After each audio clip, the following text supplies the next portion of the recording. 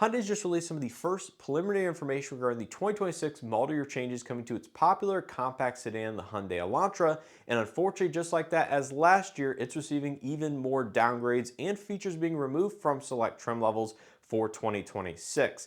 So in today's video, we're going to go through all the exact trim levels from the base SE all the way up to the high performance N variant and everything in between, tell you exactly what the features are being gained and or lost across every single trim level, and why you might want to hurry up and actually purchase a current 2025 for a few different reasons, including the loss of the complimentary maintenance across every 2026 Hyundai product. So as usual here at the beginning of this video, I do just want to put a disclaimer saying this is the first preliminary information regarding the 2026 model year changes for the Elantra, which may mean it may be subject to change.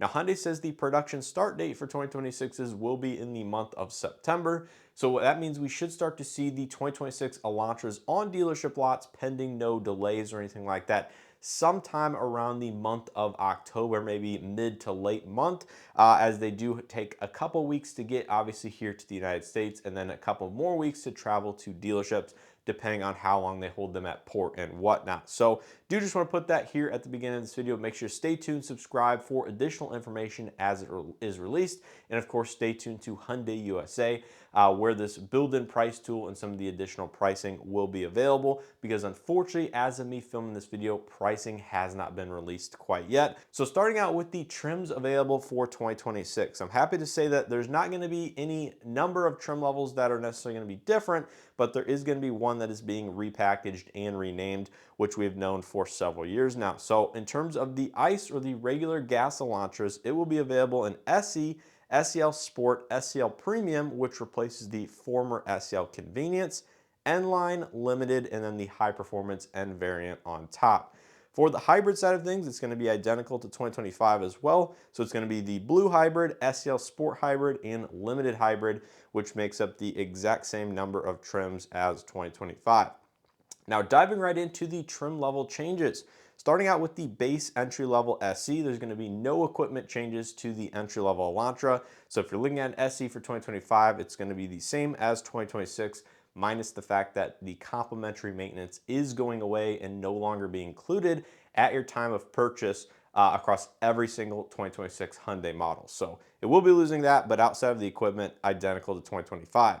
Moving on to the SEL Sport, exactly the same as well. No equipment level changes to note. Moving on to the new SEL Sport Premium trim level, which replaces the SEL Convenience. This essentially is going to get all of the SEL Sport styling with some of the equipment from the former SEL Convenience. However, it is losing a number of items that the Convenience package did have. So it's not adding any additional features that the Convenience doesn't already have outside of the sport styling. So if you like the N-Line gloss black lip spoiler on the trunk, the gloss black mirrors, the wheels, things like that, it will be getting those benefits. But in terms of the features going away on the Premium, it's losing the 10.25-inch infotainment system, the 10.25-inch digital cluster, Bluelink, and ambient interior lighting. So this was quite shocking to me that Hyundai is going to be offering a vehicle in the mid to upper $20,000 price point, depending on where they actually position this, without Bluelink. I mean, quite a big bummer and quite a big loss of equipment in my opinion, which does mean it's getting the older 8-inch infotainment system with the 4.2-inch smaller analog cluster that was in the SEL Sport for 2025, which gives you wireless Android Auto and Apple CarPlay. So some might see that as a slight enhancement or benefit, but unfortunately, I think that's just a downgrade all in.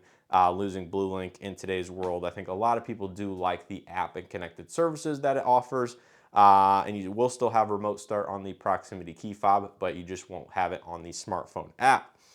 Moving on to the N-Line, it does not add any equipment and is losing Hyundai Digital Key 2.0 Touch. So no Elantra outside of the high performance N variant will be having Digital Key 2 for 2026. Not sure why Hyundai's removing this feature, but just note that the N-Line will no longer have Digital Key 2. Moving on to the Limited, once again, it is losing Digital Key 2.0 Touch, the auto dimming interior rearview mirror, and ambient LED interior lighting. So all of these things are going away on the fully loaded gas Limited, which is, again, very disappointing that, the Limited seems to be the one trim level that has sacrificed features year over year since the refresh in 2024, and arguably that was the best model year to purchase the Limited, was that 2024. Now moving on to the hybrid side of things, the Blue Hybrid, the SEL Sport Hybrid do not receive any changes, so carryover from 2025. And finally, the Limited Hybrid is losing Digital Key 2.0 Touch, auto-dimming interior rearview mirror, and ambient LED interior lighting, just like that of the Gas Limited.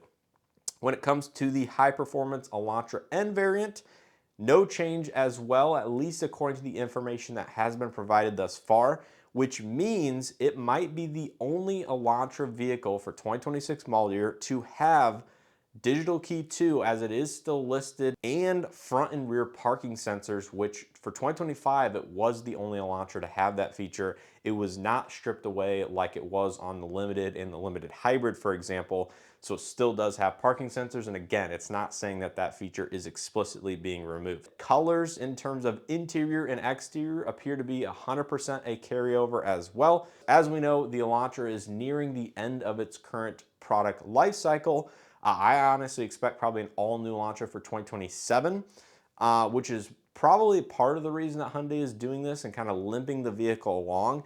Maybe they're trying to mitigate tariff impacts with this vehicle in terms of pricing by removing a few features to offset any sort of price increases, but I don't expect the Elantra to be 100% immune to any sort of price increases, because we have already seen the 2026 Santa Fe and Santa Cruz pricing released, and that was anywhere between about a $400 increase all the way up to about $800 increase depending on the trim level and the equipment. And we don't know any information in terms of pricing for vehicles that are not assembled here in the United States quite yet, which is one of the interesting aspects that I'm personally waiting on to see how Hyundai is going to handle these changes in terms of the global economy, if you will. Like I said, all 2026 Hyundai vehicles are losing the complimentary maintenance, which will be a little bit of an additional savings to Hyundai themselves in terms of pricing the vehicles. But yeah, it'll just be interesting to see ultimately how everything plays out in terms of pricing and things like that. So that is basically going to be it here for all of the 2026 model year changes coming to the Hyundai Elantra, which very well might be on its final model year in its current generation, or third model year in the refreshed Elantra, which I actually really do like the styling.